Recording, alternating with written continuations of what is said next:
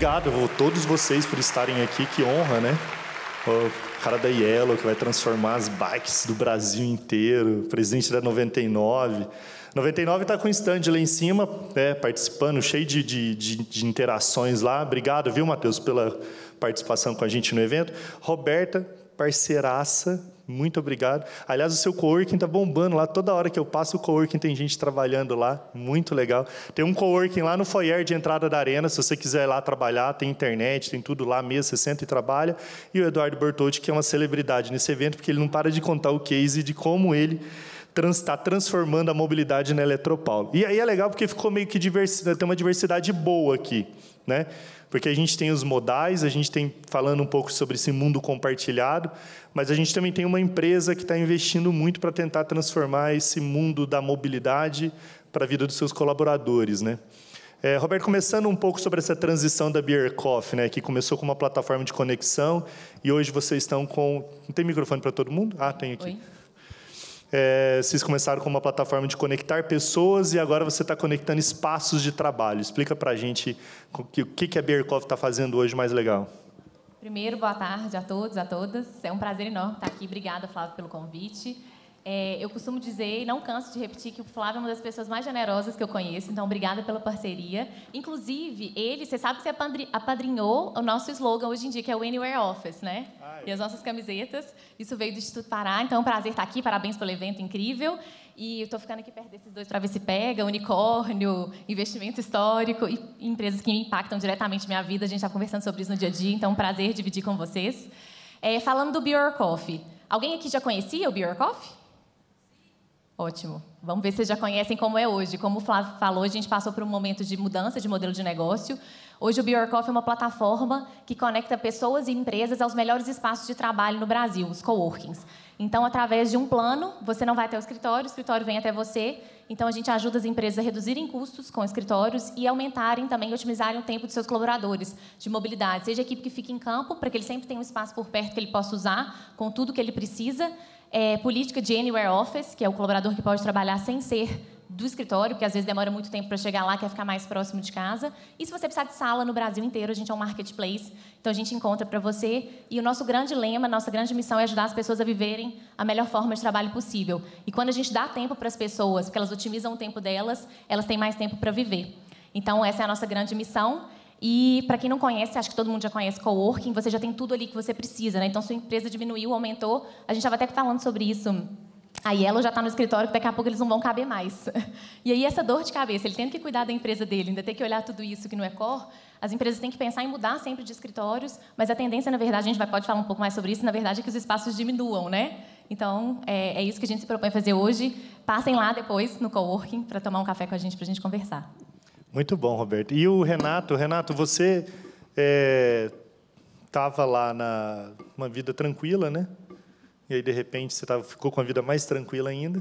E, mesmo assim, você quis arrumar um problema para cuidar. Como é que nasceu essa ideia de tentar, de criar a Yellow e de fazer desse projeto um projeto relevante para o Brasil?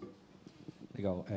Bom, em primeiro lugar, obrigado pelo convite e obrigado por se juntarem aqui para me ouvir. A ideia da Yellow surgiu bastante inspirada pelo modelo que tem bicicleta compartilhada na China. Então, esse modelo de você não ter estação, de você estar livre para você pegar a bicicleta sem lugares específicos e devolver sem lugares específicos, já acontecia lá, já estava com bastante força. E aí, durante, inclusive, o processo de venda da 99 para a Didi, a gente visitou a China e presenciou isso lá. E assim, do ponto de vista pessoal, eu me conectei muito com essa ideia, porque diversas vezes durante a 99 eu sempre cuidei da tecnologia das empresas que eu fundei. E um problema que se discutia muito lá é que tipo de sistema, que tipo de algoritmo é a melhor solução de transporte, qual algoritmo que encontra o motorista mais fácil, qual algoritmo de rota que funciona melhor. E uma coisa que me incomodava, eu falava, cara, horário de pico, as ruas estão lotadas de carro. E tanto faz que algoritmo você colocar ali, de encontrar motorista mais perto, ou de rota, está tudo parado, você não resolve o problema de ninguém. Mas muitas vezes nessa mesma região tem ciclovia. e as ciclovias estão livres. Então, se eu tinha esse questionamento dentro de mim, falei, se eu conseguir fazer as pessoas usarem a ciclovia, nem que seja só para sair desse trânsito e depois ela pega, né, um 99, o que ela quiser, na verdade, um metrô, um ônibus, eu acho que estava faltando essa solução para as pessoas. E na hora que eu visitei lá e vi isso, falei, putz, consegui encaixar as duas coisas. E, cara, eu sou um cara que não consegue ficar quieto. Então, assim, terminou, vendi lá, quero construir a próxima coisa. E a gente está muito feliz com o resultado da Yellow. A gente está, parece que a gente está há anos na rua, mas a gente está 2 meses e meio só rodando. E a aceitação das pessoas está incrível. Assim, todo mundo adora. A gente construiu uma marca bastante legal em muito pouco tempo. E já lançamos um patinete também elétrico aí na semana passada com um pouco mais de volume. E a gente Quantos patinetes vocês já colocaram? A gente planeja colocar 200 até o final do ano. Então, assim, a gente está colocando aos poucos. Então, tem dia que a gente tem mais, tem dia que tem E vai ser free floating também?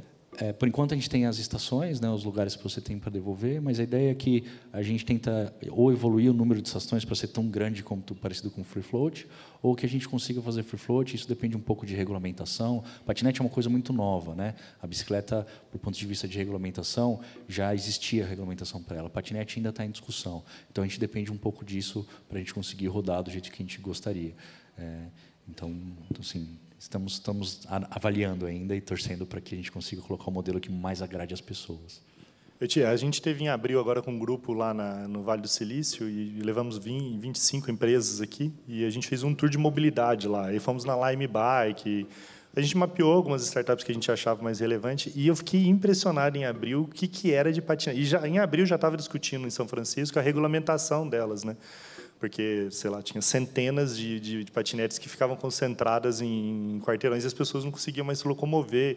Parece até que foi aprovada agora uma regulamentação, tem um limite, uma quantidade X de patinetes.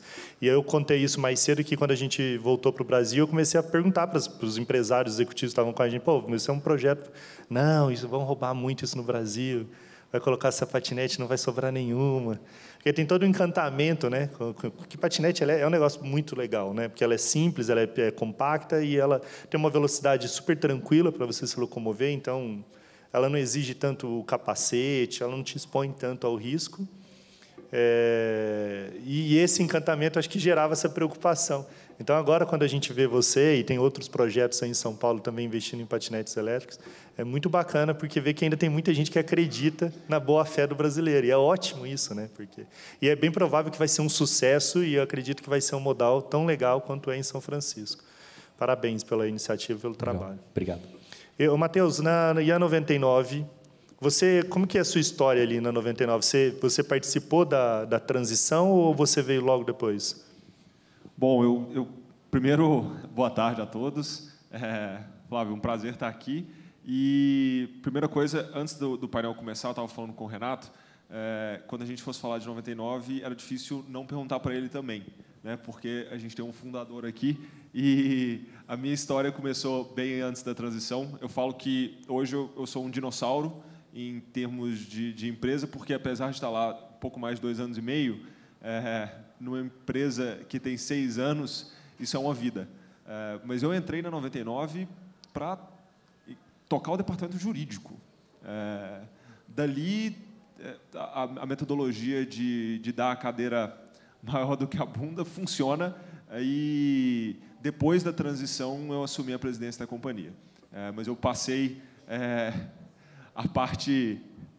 Eu combinei com o Renato que eu ia falar da parte difícil, queria falar da parte boa.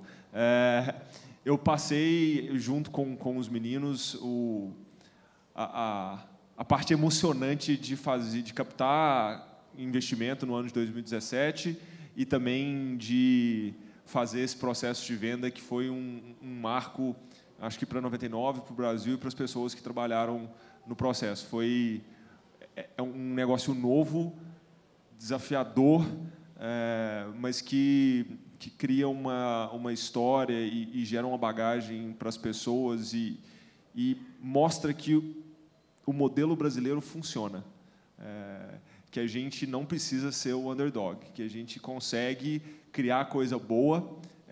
Os problemas que a gente tem no Brasil são grandes e, consequentemente, as oportunidades para resolver esses problemas são gigantescos. E o pessoal está começando a ver isso e está começando a surgir mais empresa como a 99, Yellow é um exemplo disso, mas a gente está vendo outras empresas despontando e mostrando que o nosso cenário de startup, desenvolvimento tecnológico é promissor.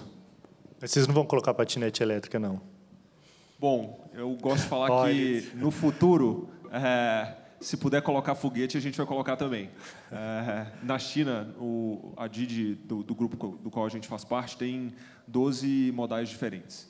Então, tem aluguel de carro, chofer, luxo, bicicleta, tem mini ônibus, tem um pouquinho de tudo. Então, cada país tem sua necessidade, e o Brasil é um país bem particular, mas que, por incrível que pareça, é bem parecido com a China em termos de desenvolvimento urbano e socioeconômico. Então, tem muita coisa para aprender de lá.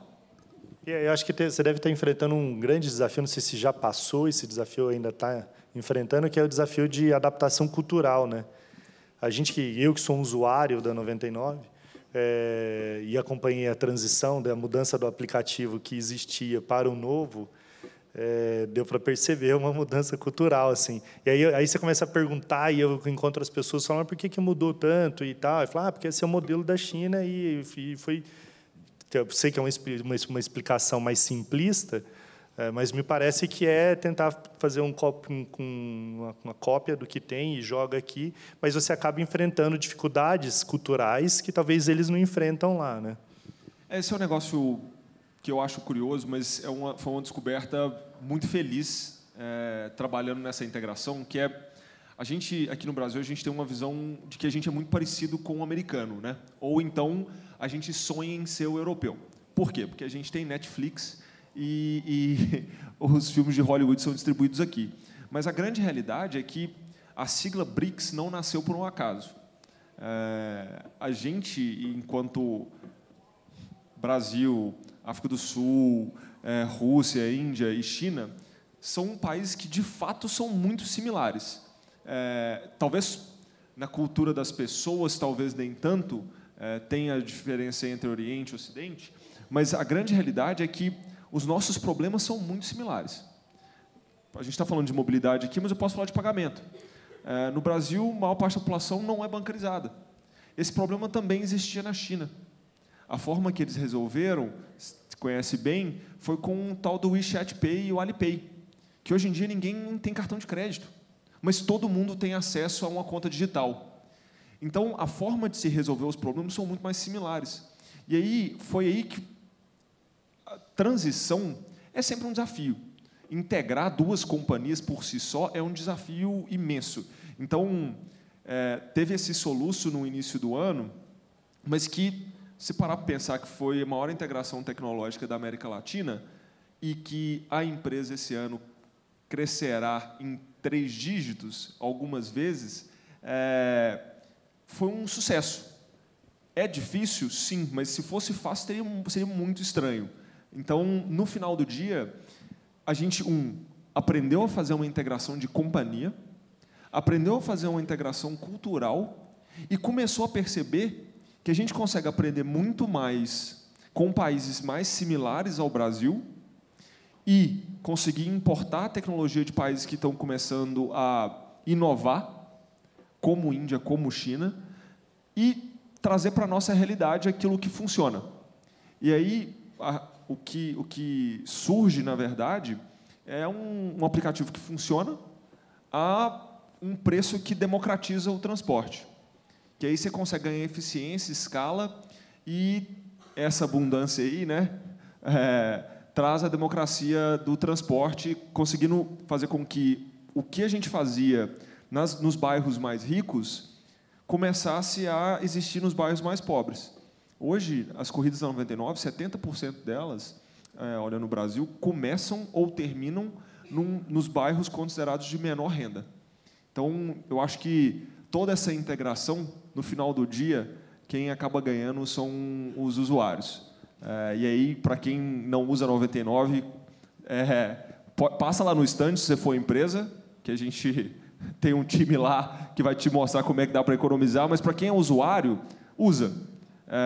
Compara o preço, dá uma olhadinha, vê como é que o serviço funciona e quanto custa. Eu acho que vocês vão conseguir ter um pouco de visão sobre a integração. Muito bom. E o Eduardo? Eduardo, o que é Eduardo legal para vocês? Que o Eduardo, um dia lá, o ano passado, ele participou de um evento nosso e foi para a empresa lá na Eletropaulo e falou que precisava integrar os modais. Então, assim, já existia 99, alguns já usavam coworking, outros já tinham lá para a possibilidade de usar bicicleta.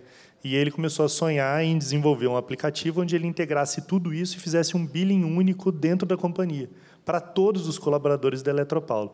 Então, esse é o projeto que ele está envolvido. E o que é mais bacana é que, oficialmente, agora o projeto já está implantado, está funcionando. Eu acho que é 99 a parceira. 99 é parceira. 99 é um Talvez dos parceiros. ele não saiba, mas o Eric, o comercial, está aqui. Cadê? Aí.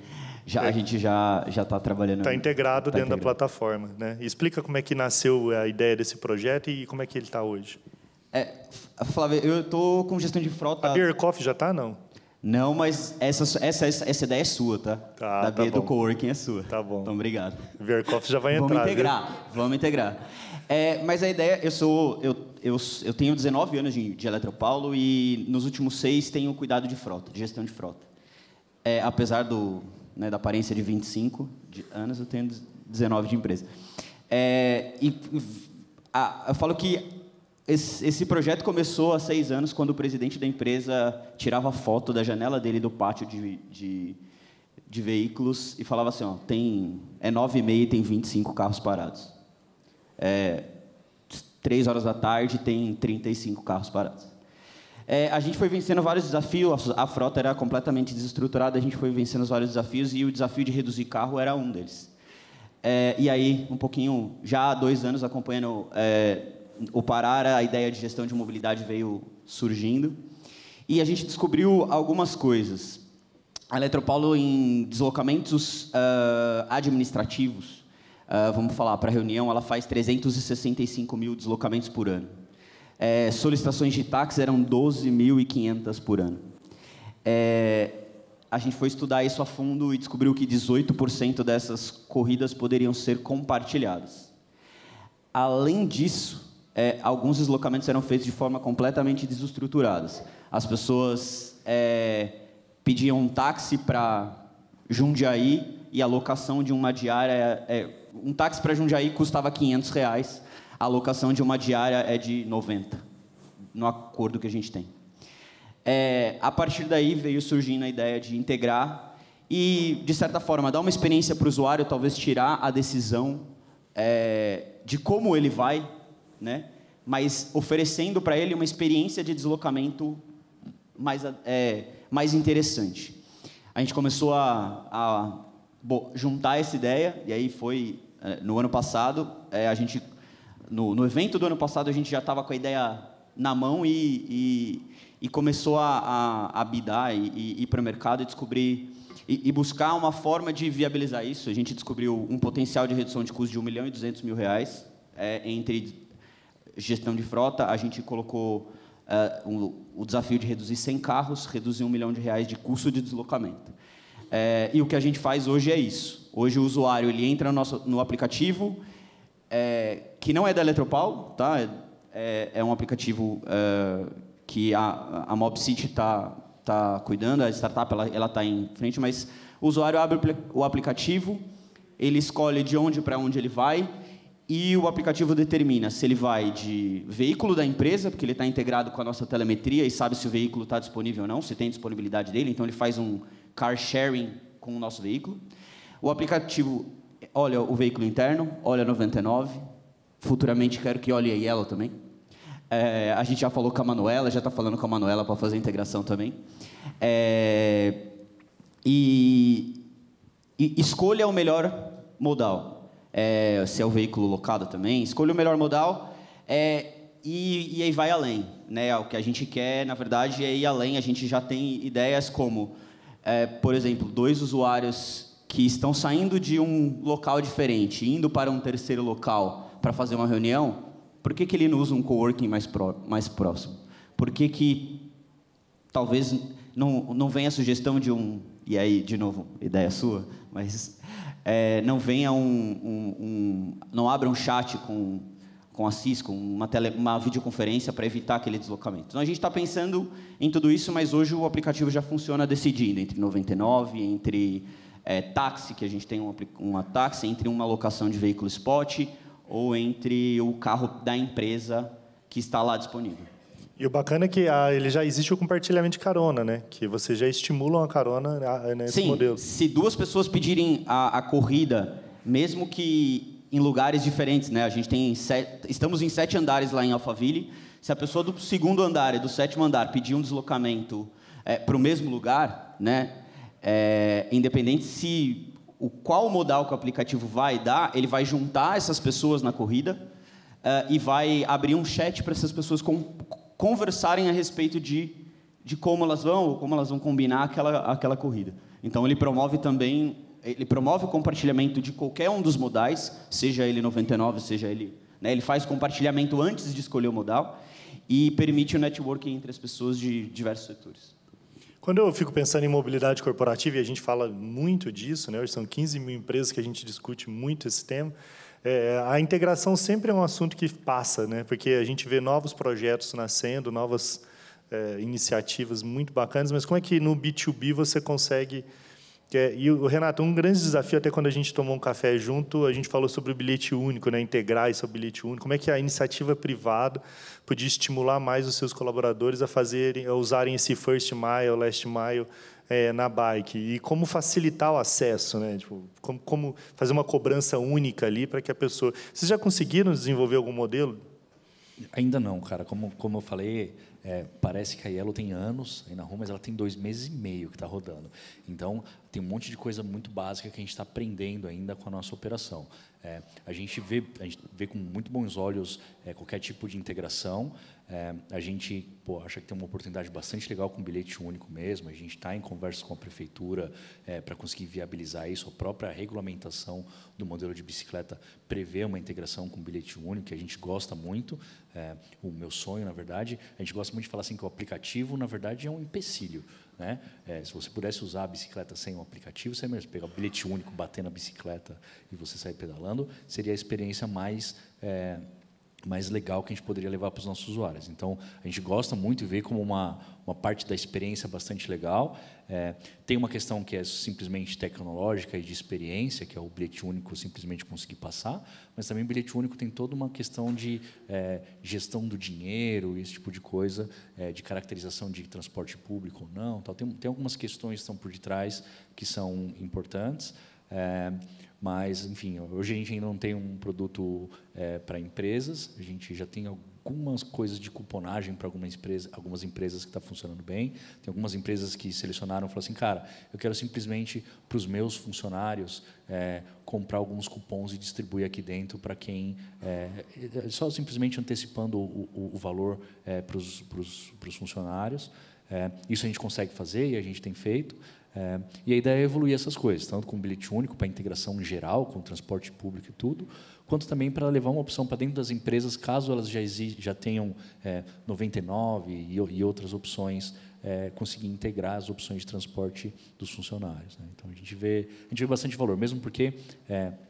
as áreas que têm mais mobilidade, inclusive mobilidade de curta distância, que é o que a gente foca na Yellow, são as áreas onde muitas vezes o deslocamento, a grande parte dos deslocamentos são feitos deslocamentos relativos ao trabalho de alguma forma. Então, a gente tem 3 picos de transporte no nosso dia durante a Yellow, né? Então, de manhã, quando as pessoas vão para o trabalho, no final do dia, quando elas voltam no trabalho, mas a gente também tem muito transporte na hora do almoço. Então, tem muita gente que usa Yellow para ir almoçar e voltar.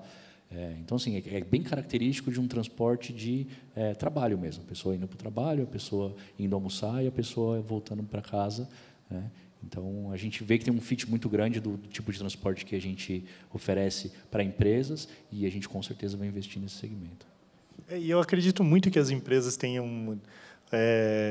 pode ajudar muito nesse aculturamento, né? Fazer com que as pessoas utilizem mais, porque lá na empresa a gente tem car sharing, a gente tem bike compartilhada, carona, horário flexível, a gente tem um pacote de coisas que a gente faz lá. Mas eu vejo que as coisas que funcionam é quando você estimula, quando você facilita, gera conveniência, A gente colocou um carro elétrico compartilhado um tempo lá, algumas pessoas usaram. E a gente colocou um carro menor, muita gente começou a usar, o carro não parava. Então, você vai fazendo adaptações e criando essa cultura. E quando você cria cultura no B2B, quando você vai lá na empresa e você consegue fazer esse trabalho, isso acaba se estendendo também na vida pessoal. Aí a pessoa fala, pô, eu vou usar a bike, né? E eu acho que tem... A gente viu muito, desculpa te cortar. É como você falou, para a gente parece que faz 10 anos que a Yellow já existe, né? Parece. Mas você não sai da mídia, não sei que assessoria de imprensa é essa. Todo jornal que sabe está Yellow, Yellow, Yellow, Yellow, Yellow. Aí dá a impressão que você já está há alguns anos já trabalhando. Né? E a gente fica fazendo perguntas difíceis para você com 2 meses e meio de vida. Né? É que a gente é muito presente na vida, então você vê as Yellows nas ruas, né? Isso é bastante legal. Mas e o nome é muito bom, o nome é muito bom. E comentando, a gente viu muito esse efeito do B2B, trazer usuários, consumidores finais também. A gente viu muito essa história no 99 e com muito bons olhos, então a gente quer replicar isso também. A gente está replicando alguns aprendizados, esse é um deles. Muito bom. Roberta, e você também tem um trabalho desafiador no B2B, né? Que é fazer com que as empresas compreendam essa nova cultura de compartilhamento de espaço.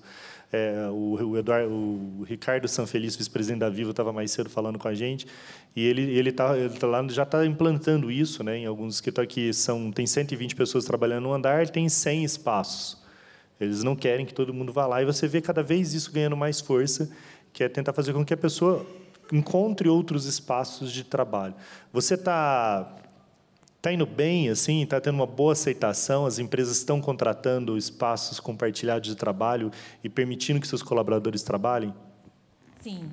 Hoje, 87% da receita do Bjorkoff vem do B2B, de empresas, mas a gente tem alguns perfis e públicos. Assim. Então, a gente tem um perfil ali que tem que educar mais e que precisa desse aculturamento que você está falando anteriormente. Então, a gente tem uma dor muito latente, por exemplo, que é o time que fica em campo, que é o time de vendas. Então, aí já é muito óbvio para a empresa, porque ela, muitas vezes, ela até desativa escritórios regionais, como foi o caso, por exemplo, do Gympass, que é nosso cliente, e aí reduz o custo de facilities, e o colaborador, normalmente, ele vem do próprio colaborador, que ele usa o Bjorkoff, que todo mundo que entra no site chama de área gratuita. Ele descobre, usa, e ele acaba levando para dentro da empresa, porque ele vê que aquilo facilita muito o dia a dia dele. E ele, como vendedor, ele saiu de uma reunião, ao invés de ele ficar num café, que é barulhento, que ele não consegue fazer uma call direito, ele abriu um app e vê que tem um espaço de coworking próximo que ele pode usar.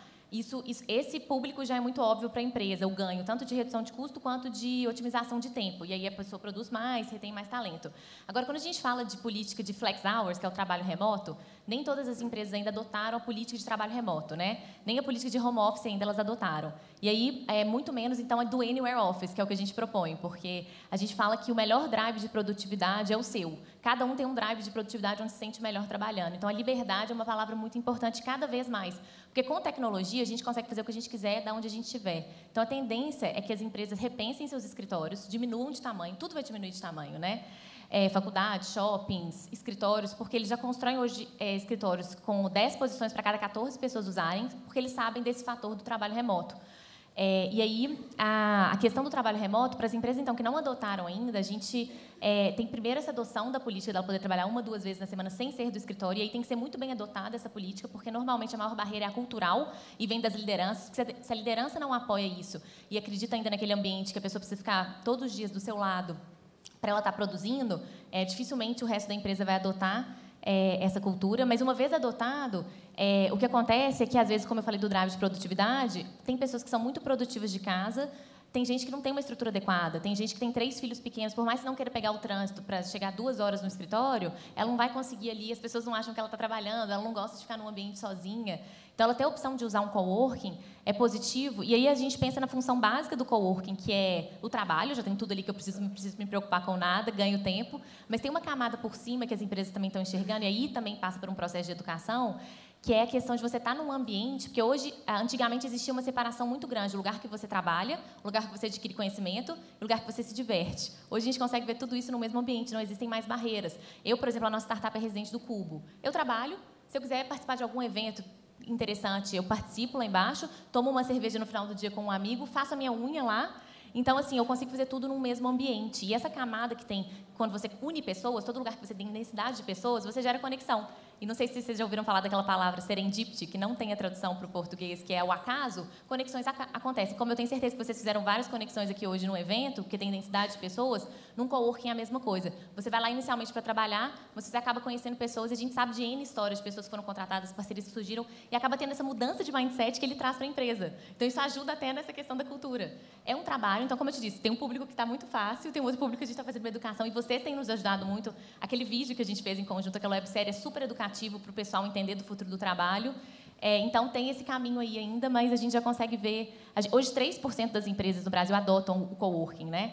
E só para finalizar, um dado importante, já que é o nosso mercado, esse mercado de flexible office, então, é uma tendência também para as empresas mudarem seus escritórios inteiros para coworkings também. Por exemplo, a companhia de talentos desativou o escritório todo e colocou todo num coworking. Por isso, porque cresceu, diminuiu, você paga pelo uso, você não precisa ter propriedade de nada mais, é questão da economia compartilhada. E você tem tudo ali que você precisa. E aí a tendência é cada vez mais também que as empresas consigam... E esse mercado, hoje, no mercado de real estate de offices no mundo, o mercado de flexible offices, que são os coworkings, eles representam 2,5%. E eles dois são dominados por dois players, que é o WeWork e a Regus. Mas tem 7.500 operadores diferentes de coworking no mundo. Até 2030, esse mercado vai chegar a 30%. Então, assim, a tendência é que os offices comerciais se tornem flexible offices. Por isso, que você tem tudo que você precisa ali. Então, tem todos esses movimentos acontecendo. Mas aí a mudança de mindset tem todos esses steps aí. Deixa eu te fazer uma pergunta pessoal agora, porque você falou de amizade, você toma uma cerveja com um amigo e tal. A impressão que dá é que todo mundo que te conhece quer ser seu amigo. Como que você gerencia tanta amizade? Você consegue? Você ter, tipo... Flávio, gente, a gente combinou antes, tá? Para ele ter tanta propaganda positiva. Não, mas você é muito simpática, você é muito obrigada. Generosa também. Obrigada. É impressionante. E todo mundo que eu conheço que te conhece só fala bem de você. Eu gosto muito de pessoas. Isso vem, acho, da minha personalidade desde que eu nasci. Assim, tudo que eu fiz... O Be Your Coffee surgiu, você me perguntou, não te respondi aquela hora. Como um app de conexão de pessoas, para as pessoas tomarem um café e uma cerveja. Então, eu uso o Be Your Coffee para isso, para gerenciar. E você continua conectando pessoas agora, só que através de espaços compartilhados. Matheus, nessa viagem que a gente fez para o Vale, a gente deu uma aprofundada em algumas empresas lá, e eu voltei e escrevi um texto que chama O Vale do Silício Não Me Representa. E até deu uma polemizada e tal, mas eu até fiquei feliz, porque apesar do texto ter estado num alcance muito grande, 95% apoiou o texto. Uns 5% entrou lá, falou, você não sei o que e tal. É que eu fiquei lá olhando muito esse lance do desespero das startups em se tornarem unicórnios, sabe? E cada vez que você conversava com uma startup, os caras, tipo, não tinha família, não tem filho, não tem esposa. Você volta de lá pensando assim, cara, para você ser o unicórnio, você não pode ter filho, você não pode ser casado. E você tem que viver a vida, tipo, com essa obsessão de ser unicórnio. É claro que não é um extremo desse, mas é possível conciliar uma vida saudável, uma qualidade de vida e tal, sendo presidente da 99, respondendo para a China e fazendo tudo que você faz hoje aqui? Sim. O que as pessoas geralmente acham que vai acontecer é que sua vida vai acabar e que a única forma de trabalhar numa empresa grande ou que cresce 3 dígitos vezes ao ano é morar lá. E essa não é bem a realidade. A primeira coisa acho que o objetivo nunca foi ser um unicórnio. Talvez a gente quisesse ter lá o unicórnio porque todo mundo gosta da figura do bichinho. Então, tem gente que até tatuou isso no corpo. Não sei se você sabe, mas você sabe, né? Você olhou para ele, não é Renato? Né? Não foi ele, não. Mas não era... O objetivo não era a gente quer ter uma empresa que valha $1 bilhão.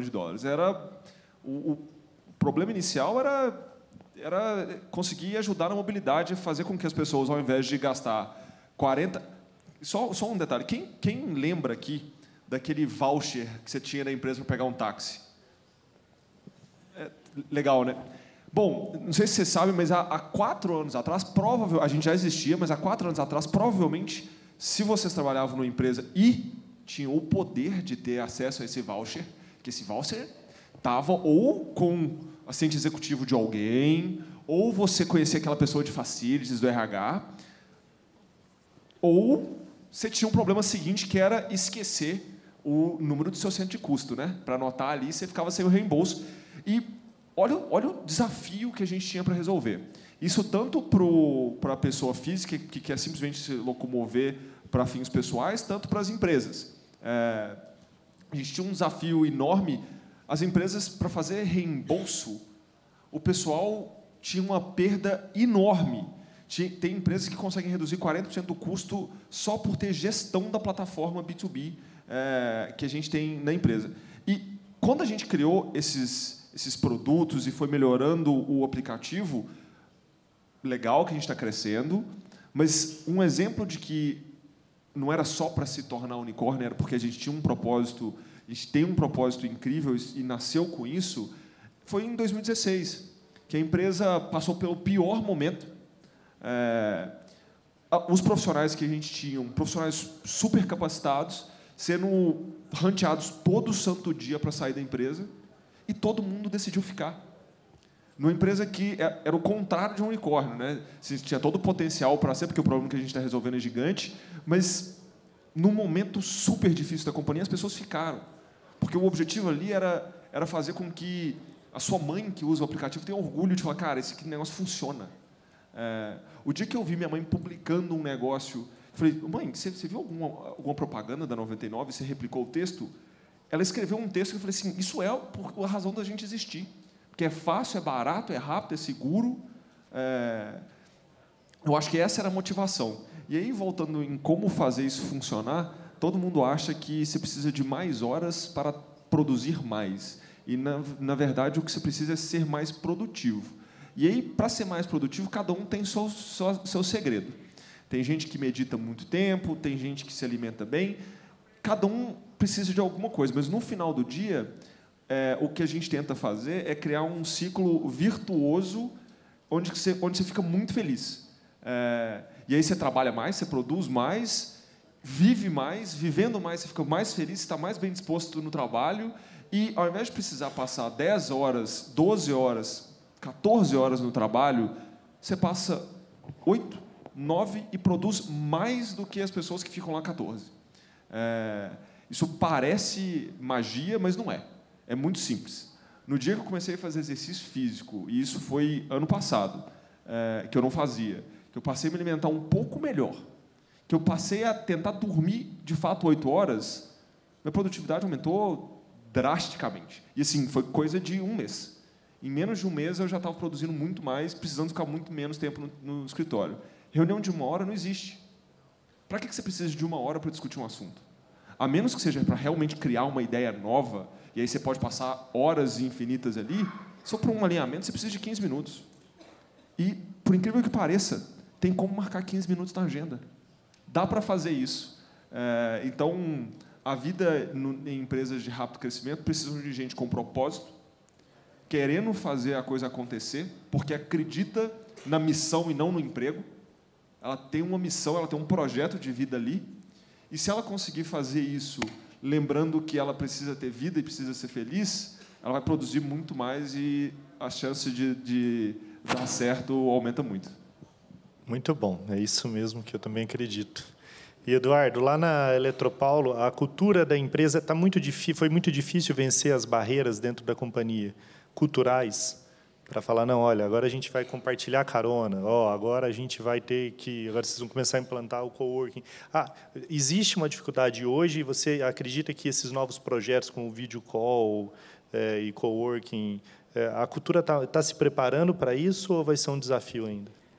Flávio, ainda é um desafio, né? A gente está rodando, é um desafio ainda. A questão do compartilhamento, ela acaba sendo, no caso do aplicativo, ela acaba sendo extremamente positiva, porque as pessoas, como o aplicativo faz aquilo que elas deveriam fazer, que é compartilhar, quando existe a junção da corrida, né, daquele deslocamento, as pessoas, olha que legal. Então, a mudança é essa.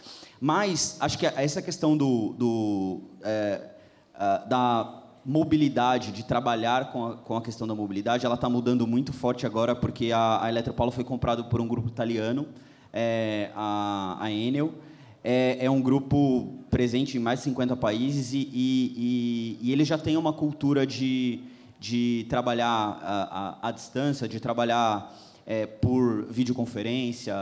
A gente tem uma organização bastante matricial, então você tem reportes, você tem conversas, sempre tentando respeitar também como o Matheus falou, de 15 minutos, 30 minutos, mais à distância. Então, isso está ajudando muito, de certa forma, uma cultura que veio da empresa que comprou a Eletropaulo, ajudando o projeto inteiro com relação à mobilidade.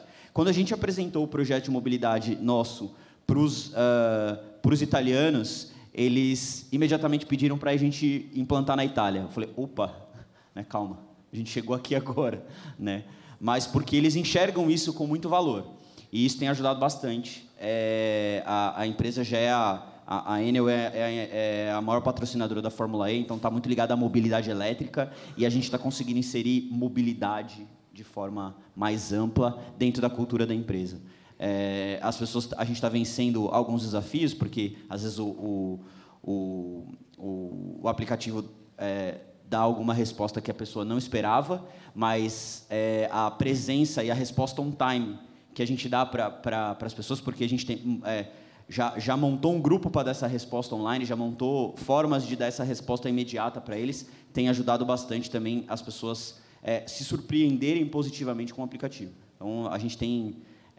É um desafio, vai continuar sendo um desafio, não tem jeito. A Eletropaulo é uma empresa de 100 anos, mais de 40%, 50% da empresa está ligado à engenharia, né? E essa cultura a gente tem que promover no dia a dia, tem que forçar no dia a dia, tem que trabalhar no dia a dia e estar próximo das pessoas. Se a gente está próximo das pessoas, elas se sentem confortáveis, elas usam a ferramenta da melhor forma.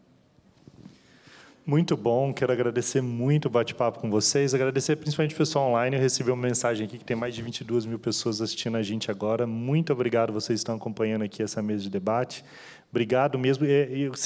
Ontem a KPMG fez uma mesa de debate na outra plenária e eles tinham pedido 2 horas, eles falaram sobre a indústria automotiva. Eu falei, caraca, quem que pede 2 horas para fazer uma mesa de debate com 4 pessoas? E essa acho que é a terceira mesa que eu faço, que eu falo, por que eu não tenho 2 horas para continuar falando?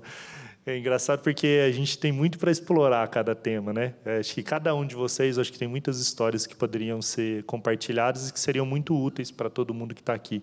Mas o que é legal de ver, eu acho que é uma empresa que está lutando para integrar, né, e tentando resolver seus problemas de mobilidade lá, e com soluções tão diversas como a de vocês, que, de fato, contribuem muito para tentar fazer com que a vida das pessoas seja melhor. Tanto o Last Mile, First Mile, o Setor Espaço de Trabalho, a 99, né, que... fazendo até agora uma menção a 99, que eu tenho uma certa dificuldade, o meu time vai brigar comigo que eu vou falar isso, mas eu tenho uma certa dificuldade, vou ter que falar, meu time vai brigar comigo. O Uber perdeu muito para mim na minha relação com ele por causa da qualidade. Eu acho que tem 2 palavras-chave no mundo hoje, que é conveniência e qualidade. Não adianta você querer dar preço. Eu sou a pessoa que o preço não é o mais importante. Se me mandar um motorista ruim, se você não tiver e eu tiver experiências ruins, não tem preço. Eu vou falar, vou pagar R$3 mais barato para ir. Não, eu não quero colocar a minha esposa e meu filho de 4 meses dentro de um motorista que eu não confie ou que eu já andei e que eu não me sinta confortável. Eu acho que fica. Eu sei que vocês se esforçam muito para isso. A gente tem usado mais 99, mas fica a menção aqui para vocês nunca desistirem de melhorar a conveniência, que é fazer com que a vida das pessoas seja mais fácil e, ao mesmo tempo, nunca perder esse viés da qualidade. Quer dizer, ter um critério que você consiga oferecer sempre os melhores motoristas. Então, eu agradeço muito a presença de todos vocês. Eu queria pedir uma salva de palmas calorosa a todos eles. Obrigado. Muito obrigado mesmo. E a gente continua com a nossa programação. Obrigado, Edu.